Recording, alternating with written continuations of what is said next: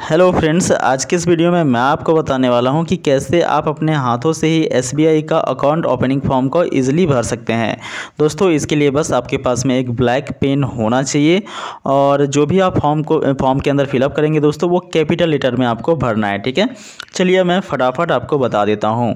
देखिए, जो आप बैंक में जाएंगे दोस्तों, तो कुछ इस तरह का फॉर्म आपको मिलेगा जो कि टोटल 9 पेजों का होगा। ठीक है, 9 पेज का होगा। मैं पहले पेज के विषय में सबसे पहले आपको बता देता हूँ। देखिए, बहुत ही इजी है इसे भरना। 9 पेज आपको नहीं भरना पड़ता है, 2-3 पेज भरना पड़ता है दोस्तों, बाकी खाली स्थान आपको छोड़ देना है। ठीक है, तो मैं पहला पेज को भरना आपको सबसे पहले सिखा देता हूँ। देखिए, पहला पेज के अंदर दोस्तों यहाँ पे आपको डेट डाल देना है, यानी कि जिस भी डेट के अंदर आप खाता को खुलवाना चाहते हैं वो डेट को आप डाल देना है। ठीक है, यहाँ पे उसके बाद देखिए ब्रांच नेम लिखा हुआ है, तो ब्रांच नेम आपको डाल देना है जिस भी ब्रांच में आप अपना खाता खुलवाएंगे। बाकी ये सब खाली स्थान छोड़ देना है, ये ऑफिस यूज़ के लिए। ठीक है, देखिए सेकेंड ए नंबर में आपको बताया गया है पर्सनल डिटेल्स। तो दोस्तों यहाँ पे देखिए नेम बोला गया है, तो जिस भी तरह से आपका नेम आधार कार्ड के अंदर होगा उसी तरह से यहाँ पे सही सही डाल देना है। जैसे कि आपका नाम राजेश कुमार है, तो कैपिटल लेटर में RAJESH यहाँ पे डाल दीजिएगा। एक बॉक्स छोड़ देना है, उसके बाद कुमार डाल दीजिएगा। ठीक है, टाइटल आपको डाल देना है। सेकेंड में मेडन नेम लिखा हुआ है, खाली स्थान छोड़ दें। थर्ड में आपको डेट ऑफ बर्थ सही सही भर देना है, डेट, मंथ, ईयर। चौथा में आपको जेंडर सेलेक्ट करना है, जैसे मेल, फीमेल, ट्रांसजेंडर। तो जो भी जेंडर होगा दोस्तों, आपको चेक बॉक्स में टिक लगा देनी है। पांचवा में मैरिटल स्टेटस पूछा गया है, यदि आप मैरिड हैं तो इस वाले चेक बॉक्स में, अनमैरिड हैं तो इस वाले चेक बॉक्स में टिक कर देना है। यहाँ पे नेम ऑफ लिखा गया है, तो फादर, मदर, स्पूज, यानी कि यदि आप यहाँ पे पिताजी का नाम, माताजी या फिर पत्नी का नाम देना चाहते हैं तो उस वाले चेक बॉक्स में आपको टिक कर देना है। ठीक है, मैं यहाँ पे फादर का नेम दूंगा दोस्तों, तो फादर वाला चेक बॉक्स में टिक करके यहाँ पे पिताजी का नाम मैं सही सही डाल लूँगा। ठीक है, उसके बाद देखिए 7th में नंबर ऑफ डिपेंडेंट्स पूछा गया है, नंबर ऑफ डिपेंडेंट्स, तो इधर आपको खाली स्थान छोड़ देना है, कुछ भी नहीं करना है।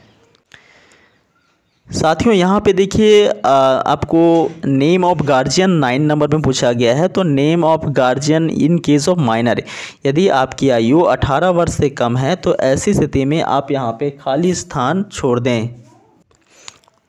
और यदि आपकी आयु 18 वर्ष से कम है, ऐसी स्थिति में आपको यहाँ पे अपने गार्जियन का नाम यानी माता, पिता या फिर भाई का नाम डाल देना है। और यहाँ पे रिलेशनशिप विथ गार्जियन, तो रिलेशनशिप डाल देना है। यदि पिताजी का नाम डाले हैं तो फादर लिख दीजिएगा, माता का नाम डाले हैं तो मदर लिख दीजिएगा। ठीक है, 10th में नेशनलिटी लिखा है, यदि आप भारतीय हैं तो इस वाले चेक बॉक्स में, यदि आप दूसरे देश से हैं तो इस वाले चेक बॉक्स में टिक कर दें। यहाँ पे कंट्री नेम लिखा है तो इंडिया आपको डाल देना है। सिटीजनशिप लिखा है तो इंडियन डाल देना है, भारतीय हैं। ठीक है, ऑक्यूपेशन टाइप पूछा है दोस्तों, पेशा यानी धंधा, तो मैं यहाँ पे दोस्तों स्टूडेंट हूँ, सो स्टूडेंट वाले चेक बॉक्स में मैं टिक कर दूंगा। आप जो कोई भी होंगे दोस्तों उस वाले चेक बॉक्स में आपको टिक कर देना है। मैं यहाँ पे स्टूडेंट हूँ तो मैं यहाँ पे टिक कर लेता हूँ। दोस्तों आगे यहाँ पे ऑर्गेनाइजेशन नेम पूछा है 13 नंबर में, इसे मैं खाली छोड़ देता हूँ क्योंकि मैं थोड़ा ना कहीं काम करता हूँ, मैं स्टूडेंट हूँ। ठीक है, नेचर ऑफ बिजनेस पूछा है, डिजिग्नेशन यानी पद पूछा है, एनुअल इनकम है, नेट वर्थ, अप्रोक्स वैल्यू, ये सब खाली स्थान छोड़ देना है। 16 में रिलीजियन पूछा है, तो मैं यहाँ पे हिंदू में टिक कर लेता हूँ क्योंकि मैं हिंदू हूँ। कैटेगरी के अंदर यहाँ पे आप जिस भी कैटेगरी से होंगे दोस्तों, UR यानी जनरल, OBC, SC, ST। ठीक है, आपको बाएं साइड वाला चेक बॉक्स में टिक कर देना है। जैसे कि मैं यहाँ पे OBC कैंडिडेट हूँ तो इस वाले चेक बॉक्स में मैं टिक कर दूंगा। पर्सन 18 में पूछा है पर्सन विथ डिसेबिलिटी, यानी कि PWBD कैंडिडेट है तो यस कीजिएगा, यदि नहीं तो नो कीजिएगा। यदि हैं दोस्तों तो किस प्रकार का आपका समस्या है, किस प्रकार से आप दिव्यांग हैं, यदि विजुअली इम्पेयर्ड हैं या फिर डिफरेंशियली एबल्ड हैं, तो जिस भी प्रकार से आप यहाँ पे होंगे दोस्तों उस वाले चेक बॉक्स में आपको टिक कर देनी है। आगे साथियों यहाँ पे एजुकेशनल क्वालिफिकेशन पूछा है, तो आप अपने विवेक के अनुसार से आप 9th पास हैं, 10th पास है, ग्रेजुएट हैं, तो जिस भी प्रकार का आपका ग्रेजुएशन है, यदि आप अशिक्षित है तो इस वाले चेक बॉक्स में टिक कर दें। ठीक है, तो जो भी होंगे दोस्तों आपको टिक कर लेनी है। उसके बाद यहाँ पे 21 नंबर में आपको आ जाना है, 20 नंबर भी आपको खाली छोड़ देना है। 21 नंबर में आ जाए, country of tax resident in India only and not in any other country और टेरिटरी आउटसाइड इंडिया। तो आप एस में टिक कर दें क्योंकि आप भारतीय हैं। यहाँ पे आपको अपना पेन नंबर डाल देना है। पेन कार्ड नहीं है दोस्तों तब भी आपको टेंशन लेना नहीं है, आपको यहाँ पे खाली छोड़ देना है।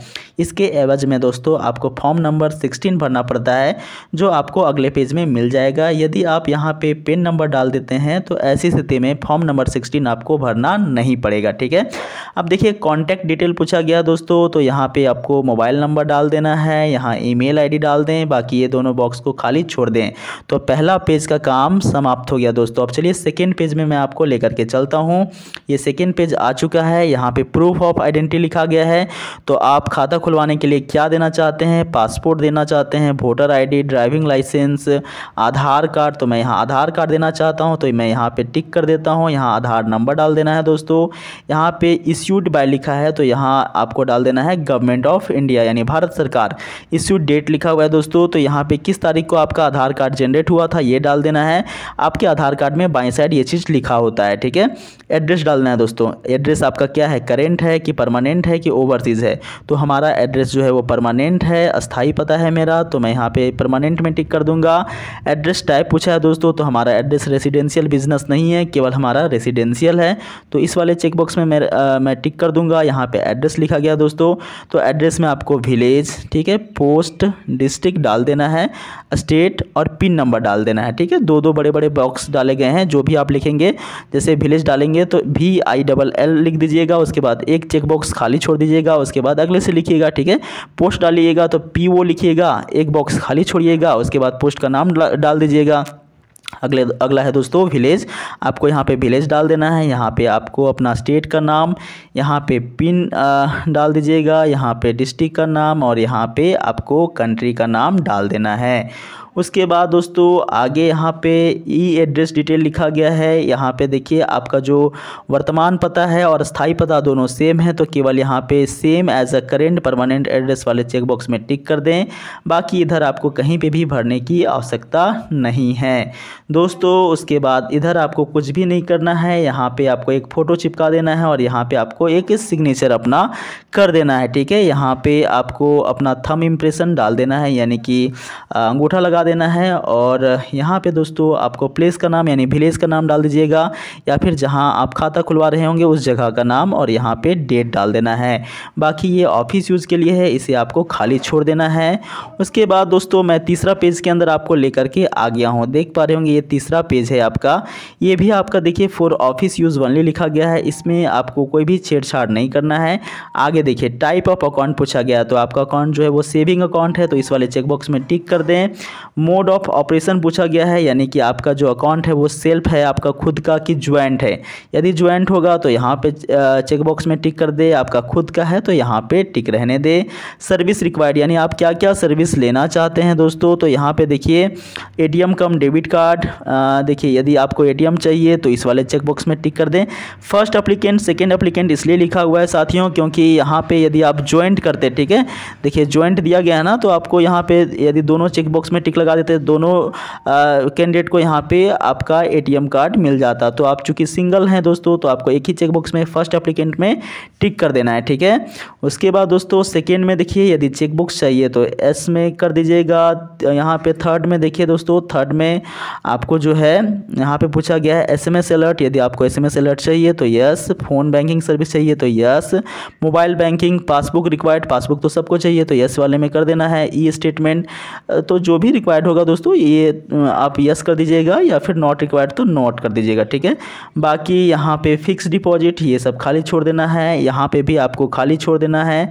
उसके बाद दोस्तों देखिए मैं आपको जो है वो चौथे पेज के अंदर लेकर के आ चुका हूँ, ठीक है। देखिए नॉमिनी, यदि आप नॉमिनी डालना चाहते हैं तो आप यहाँ पे डाल दें दोस्तों। नॉमिनी का नाम यहाँ पे डालना होगा। देखिए यहाँ पे नॉमिनी का नाम डालना पड़ेगा, और देखिए लिखा हुआ है INB nominated the following person to home event of my minor of my and minor death, the amount of deposit particulars of which are given below may be returned by the State Bank of India। यदि दोस्तों आप minor, इसलिए दोस्तों यहाँ पे nominee का नाम इसलिए डाला जाता है क्योंकि कैंडिडेट के मृत्यु की स्थिति में उनका खाता में जितना भी बैलेंस है वो उनके नॉमिनी को दे दिया जाता है, ठीक है। तो यहाँ पे नॉमिनी का आपको नाम डाल देना है, उसके बाद यहाँ पे उनका अकाउंट नंबर डाल देना है और यहाँ पे दोस्तों उनका नेम डाल देना है। यहाँ पे देखिए नॉमिनी मोबाइल नंबर, नॉमिनी का मोबाइल नंबर जो होगा उसे आप डाल दें, ठीक है। उसके बाद देखिए date of birth of nominee in case of minor.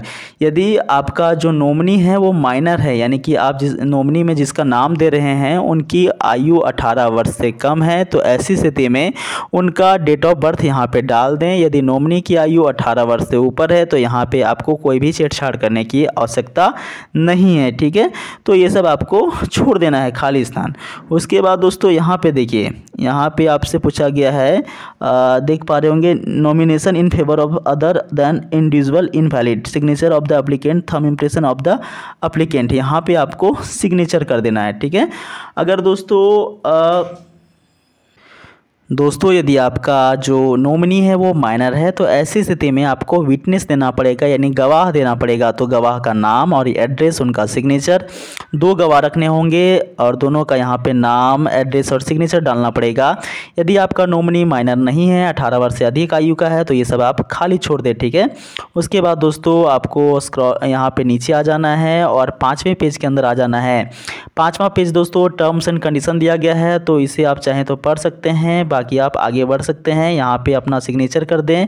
उसके बाद दोस्तों यहाँ पे देखिए ये सब आपको कुछ भी नहीं करना है। आप 6ठे पेज में आ जाएं। 6ठे पेज में भी आपको कुछ भी नहीं करना है, आपको सीधा फिर 7वां पेज आ जाना है।